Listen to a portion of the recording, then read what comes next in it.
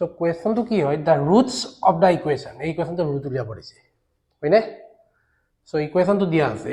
x minus 1 whole cube plus 8 equal to 0 so definitely আমি চাব পাৰো x minus 1 whole cube equal to minus 8 হয়নে নহয় so normally minus 8 যদি হয় হয়নে নহয় তো x minus 1 equal কিমান হ'ব x minus 1 whole cube minus 2 whole cube ultimately x minus 1 equal to minus 2 so x is equal to এই যে 1 to plus হৈ যাব minus 1 হয়নে নহয় x is equal to কিমান হ'ব minus 1 যে minus 1 ইয়াতে আছে হয়নে নহয় so এই দুটা অপচন হ'ব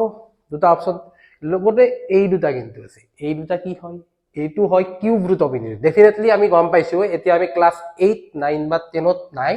এতিয়া এইটো কোৱেশ্চন কিউব ৰুট অফ ইনফিনিটিৰ কোৱেশ্চন হয়নে so cube root of infinity কি ছিল x cube equal to 1 cube যদি হয় x is equal to 1 omega and omega square similarly ইয়াতে কোৱেশ্চন তো পাইছো আমি x minus 1 whole cube equal to minus 2 whole cube লিখিব পাৰো হয় নহয় so x minus 1 is equal to কিমান হ'ব minus 2 omega and minus 2 omega square হয় নহয়